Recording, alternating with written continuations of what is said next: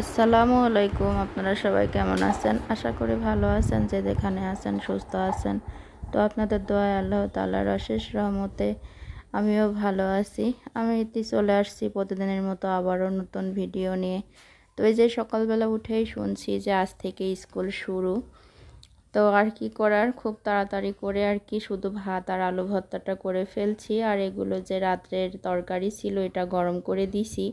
তো প্রথমে বলতেছিলাম যে আজকে স্কুল হবে কি না, তো এই জন্য আর কি ঝটপট করে যে আলুটা ভর্তা করে দেবো আর কি। তো ছায়ামণি খেয়ে যাবে, ওর একটু আলু ভর্তাটা পছন্দ, এই জন্য খুবই সামান্য খুব তাড়াতাড়ি আর কি 2টা আলু ভর্তা করে দিলাম, ও খেয়ে নেবে।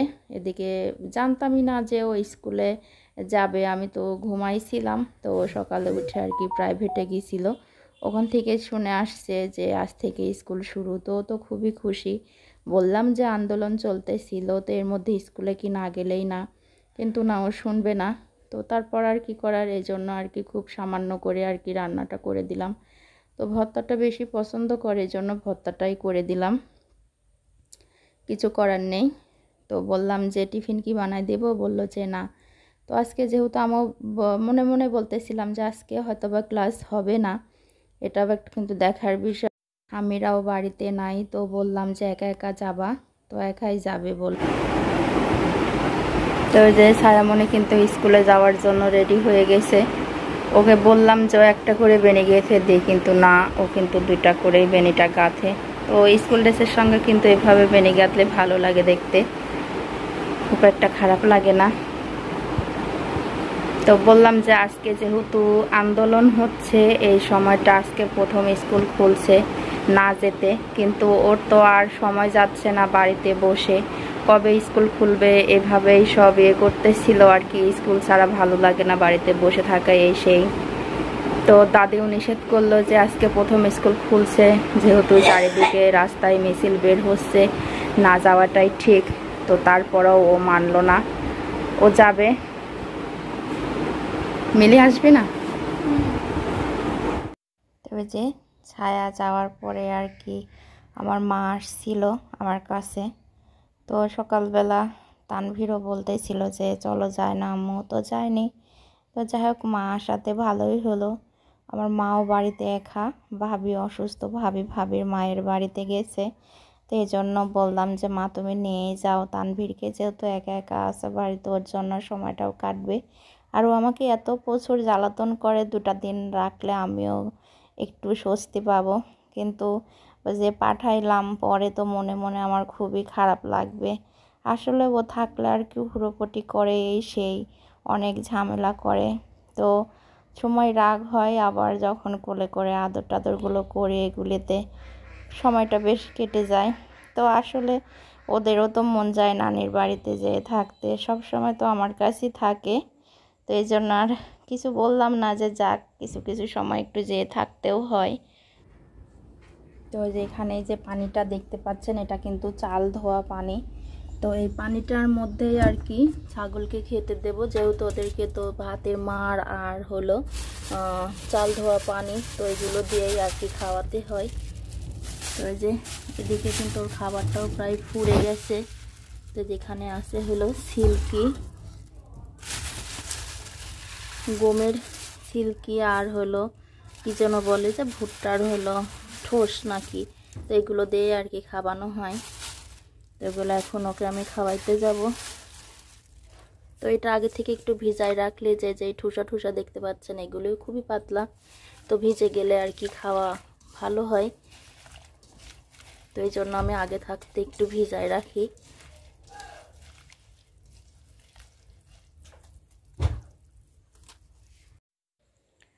তো এই যে দেখতে পাচ্ছেন যে আমি তেলের বোতলটা হাতে নিয়ে বাহিরে যাচ্ছি। তার কারণ হলো, আমাকে যে ওর দাদি ছাগলটা দিছে, আপনাদের এর আগেও দেখাইছি। তো আসলেও কপালেরই দোষ, কপালে কিছুই হয় না। এই জন্য অনেক মানুষ তো অনেক কিছুই পালে, সবার সপ্তাহে হয়, আমার কি জন্য হয় না আমি তা নিজেও জানি না। তো এই যে ছাগলটা দিছে, ছাগলটার পায়ে কি জানি হয়েছে, তো খুঁড়ে খুঁড়ে হাঁটতেছিল, হাঁটতেই পারতেছিল না 2 দিন ধরে। তো দাদি বলল যে একটু নারিকেলের তেল দিয়ে দাও, তো দাদিও ভায়োডিন দিয়ে দিছিল। তো একটু কমেই আসছে। তা আসলেও শখের জিনিস, তো এভাবে অসুখ হয়ে থাকলে কিন্তু মনটা খুবই খারাপ লাগে। তো এই জন্য আর কি আমি ওর খাবারটা ভিজাই রেখে দিয়ে আগে ভাবলাম যে আগে তেলটা দিয়ে দিই। তো অনেকটা শুকাই গেছে আর কি, হাঁটতে পারছে না। তো যাই হোক, ওগুলা ট্রিটমেন্ট করলে ভালো হয়ে যাবে, একটু দেখে দেখে রাখতে হবে। তো ওই যে আজকে তো স্বামীরা নাই, এদিকে আরেকজনও আসতে অনেক দেরি করতেছে, আর সময় তো চলে যাচ্ছে, এই জন্য ও একা স্কুলে যাচ্ছে। তো ভাবলাম যে একটু আগাই দিয়ে আসি। বৃষ্টি হয়ে এলাকার অবস্থা খুবই খারাপ। তো যে এখন প্রায় 12টার মতো বাজে। তো এদিকে কিন্তু আবার রান্নার টাইমটাও হয়ে গেছে। হঠাৎ করে আপনার ভাই সকালে উঠেই বলতেছিল যে, সকালে বলতে কি 10টার সময় উঠেই বলতেছিল যে ও নাকি ভাড়াতে যাবে, তো আজকে ঢাকা যাবে। তো এই যে কালকে যে গুঁড়াগুলো কিনছিলাম, তো এগুলো এখনও আর কি বক্সে ঢালা হয় নাই, তো এই জন্য ভাবলাম যে একটু বক্সের মধ্যে ঢেলে ফেলি। তো আপনার ভাই আবার সেই ঢাকাতে যাবে, তো আর কি মনেও সায় দিচ্ছে না, যেহেতু এখন রাস্তাঘাটের যে অবস্থা, তো এখন ঢাকা মানে তো অন্যরকম অবস্থা। তো বলতেছিলাম যে যেতে পারবা কি না, যদি কোনো সমস্যা হয়। তো বললো যে না, এখন আর কোনো সমস্যা নেই। তো যাবে হলো রাত্রে, তো রাত্রে গেলে আর কোনো সমস্যা নেই।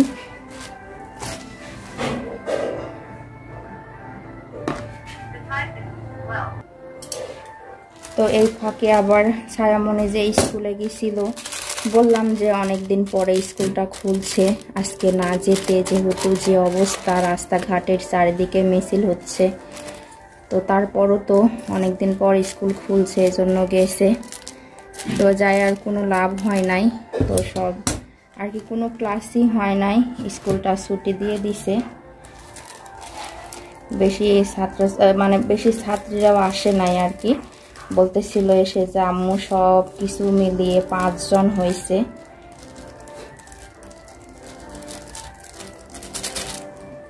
তো আর কিছু করার নাই। তো আস্তে আস্তে যখন স্কুলটা চালু হয়েছে তখন কিন্তু হবে।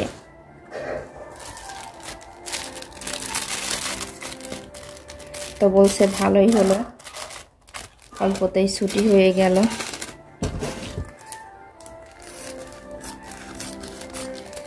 তো এখনো রান্না বাকি আছে। তো আবার একটু দোকানে গেল চা খাইতে, তো বললাম যে বাড়িতেই খাও। বলতেছিল যে না, দোকানে গেলে আর কি মানুষের সঙ্গে দেখা হবে, আর কি রাস্তাঘাটের কি ভাবসাব এগুলো জানা যাবে, এজন্য আর কি আমাদের এখানে যে চায়ের দোকান আছে বটতলায়, ওখানে গেল।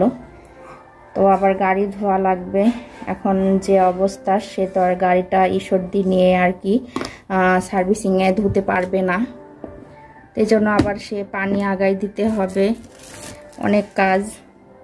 এর মধ্যেও আপনাদের সঙ্গে অনেকটা কথা বলে ফেললাম। এই ফাঁকে আমি ও আসার আগে আর কি আমার রান্নাটা শেষ করতে হবে। তো ওই যে বলছিলাম যে ঝটপট করে আবার রান্নাটাও কিন্তু শেষ করতে হবে, যেহেতু আবার গাড়ি ধুতে যেতে হবে, পানি আগাই দেওয়া লাগবে। তো এই যে এখানে কিন্তু আমি আলু, বেগুন, পটল, আর এই যে সেই এখনকার সময় নতুনই ফুলকপি, তো এটা দিয়ে আমি ডুমডুম করে আর কি কেটে রাখছি ছোট ছোট করে। এটা দিয়ে বেশ একটু নরম করে ভাজি করব। আর হলো এখানে যে মসুরের ডালটা রাখছি, তো মসুরের ডালটা আমি এখন প্রেসারে দিয়ে দেব।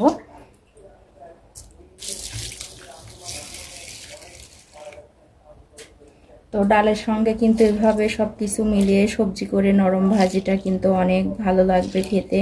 আর তার সঙ্গে আপনার ভাইয়ের জন্য আছে একটা করে হাঁসের ডিম, যেহেতু আমার ডিম তো আর কেনা লাগে না। আমার হাঁসগুলো কিন্তু অনেক লক্ষ্মী, সারা বছরই প্রায় ডিম দেয়। তো আমার ডিমটা কিন্তু খুব কম কিনে খাওয়া হয়। তো আজকে ডিম ছাড়া অন্য কিছু নাই, মাছ মাংস কিছুই নাই, সব ফুরাই গেছে। তো আজকে শুধু এই ডাল আর ভাজি দিয়েই দুপুরের খাওয়াটা করব। আর রাত্রে তো সে দুধটা, রাত্রের খাবারের জন্য কোনো টেনশন নাই, রাত্রে সবাই দুধ দিয়েই ভাতটা খায়।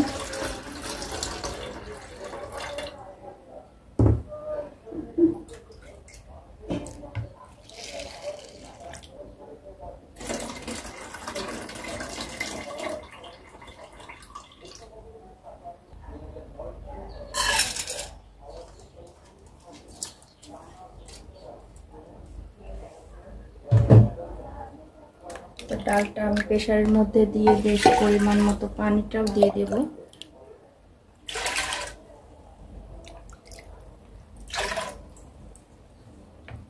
তো যে এখানে দেখেন সবকিছু কিন্তু কেটে রেডি করে রাখছি, পেঁয়াজ, রসুন, মরিচ। তো সবকিছু একটু একটু করে দিয়ে আমি ডালটা আগে শীষটা উঠাই নেব। যেহেতু প্রেসারে যদি দেওয়া হয় তো অনেক সুন্দর কিন্তু ডালটা গলে যায়। তো গলে গেলে আর কি ডালটার আরো বেশি একটা স্বাদ হয়।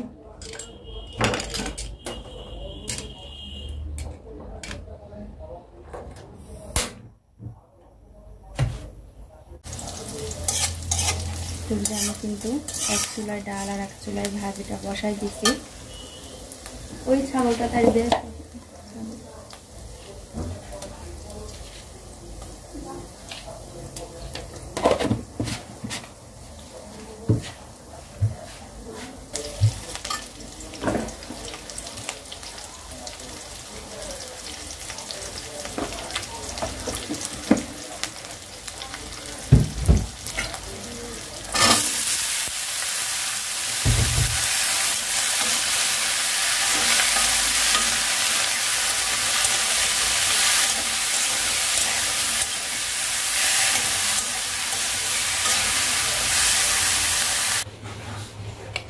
তো যে দুপুরের রান্না কিন্তু অনেকক্ষণ আগে শেষ করছি।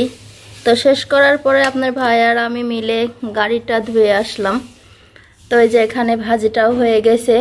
এটা আজকে আবার একটু আমার ছায়ামনের পছন্দ, তো ডালটা রান্না করার আগেই ঘাটিটা আমি তুলে রাখছি, শুধু এর উপরে পেঁয়াজটাও দিয়ে রাখছি একটুখানি সরিষার তেল দিয়ে মাখায়ে। তো এটা ভাতের সঙ্গে খেতে কিন্তু অনেক মজা। আর যেখানে আছে সেই দেশি লেবু, কাগজি লেবু, লেবু কিন্তু 2-3 পদের হয়। তো আরও আছে না বড় বড় লেবুগুলো হলো কি যেন বাদামি লেবু বলে, যাই হোক। তো এটার এক স্বাদ। আর এই কাগজি লেবুটা মসুরের ডালের সঙ্গে কিন্তু চটকায় ভাত খেতে অনেক মজা লাগে, আমার তো খুবই পছন্দ। তো এই জন্য আর কি বলছিলাম। তো কালকে যে তানভীরকে নিতে আসছিল আমার মা, তো এই কাগজি লেবুগুলো দিয়ে গেছে। দেখেন এই লেবুগুলোর কিন্তু ধরন খুবই অন্যরকম, ছোট ছোট লেবু, চোচাটাও পাতলা আর অনেক এর মধ্যে পিচি ভরা। তো যাই হোক, এখন আর বেশি কথা বলবো না, অনেক খিদা পাইছে। তো এখন সবাই মিলে ভাতটা আর কি খাবো। তো আজকের ভিডিওটি এ পর্যন্তই।